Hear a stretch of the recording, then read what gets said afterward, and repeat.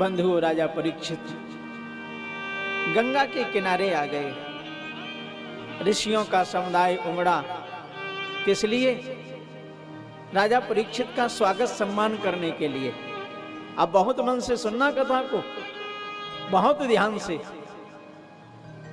ऋषि जिनकी हजारों वर्ष अवस्था हो गई तब करते करते, वो महात्मा, वो ऋषि, वो मुनि किसके स्वागत में दौड़ रहे हैं? बोले राजा परीक्षित के। किसी ने प्रश्न कर दिया, महाराज जिस परीक्षित ने राज सिंहासन का उपभोग किया हो, जिसके जीवन में योग भोग दोनों रहे हों, और एक योगी और एक भोगी को सम्मान करे, ये कहां तक उचित है? क्या उचित है? ईमानदारी से बताना। किसी ने आकर के किसी महात्मा से पूछ दिया, महाराज अरे इस राजा को आपका सम्मान करना चाहिए, पर इस राजा में ऐसा कौन सी विशेषता है जो इस राजा का आप सब सम्मान कर रहे हो? और एक दो ऋषि नहीं, भागवत जी में वर्णन है।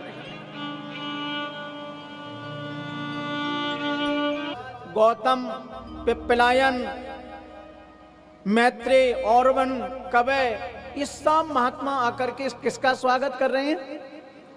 परीक्षित का।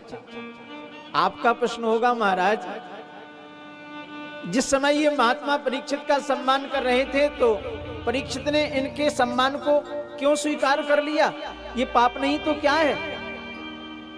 हाँ, जो प्रश्न आपका है यही प्रश्न राजा परीक्षित का उन महात्माओं के समक्ष परीक्षित ने रख दिया अपना प्रश्न, और अपना पक्ष रखा कि महाराज हम तो राजघराने में रहे हैं, राजपद का उपभोग किया है, आप तो योगी हैं, आप तो तपस्वी हैं, आपका जीवन निकल गया, आपने तो यम, नियम, प्राणायाम, प्रत्याहार, ध्यान, धारणा, समाधि इत्यादि क्रियाओं का अनुसरण और अनुकरण किया है, फिर आप मुझ जैसे भोगी का सम्मान क्यों कर रहे हैं? मुझ में ऐसा कोई क्या गुण है? अरे हमें आप पाप के भागी क्यों बना रहे हो? आप मुझे नरक का गामी क्यों बना रहे हो? सम्मान तो मुझे करना चाहिए, और हमारी जगह आप हमारा सम्मान कर रहे हो। महात्माओं का उत्तर था, राजन तपस्वी वो नहीं है जिसने घर छोड़ दिया है, त्यागी वो नहीं है जिसने पत्नी छोड़ दी है, जिसने पुत्र छोड़ दिया है। त्याग करना सरल हो सकता है,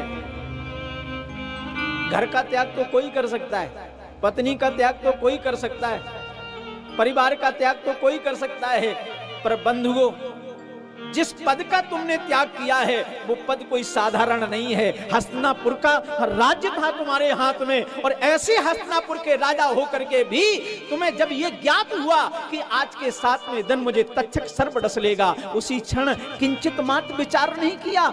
जैसे किसी दूध में मक्खी गिर जाए तो लोग उसको विचार ही नहीं करते हो, निकाल के फेंक देते हैं, ऐसे ही उस हस्तिनापुर के राज्य को तुमने त्याग करके और अपनी सुगति के लिए, अपनी गति के लिए, अपने कल्याण के लिए चरण शरण गंगा की धारण कर लिए है। ऐसे राजा का स्वागत नहीं होना चाहिए तो क्या होना चाहिए बताइए?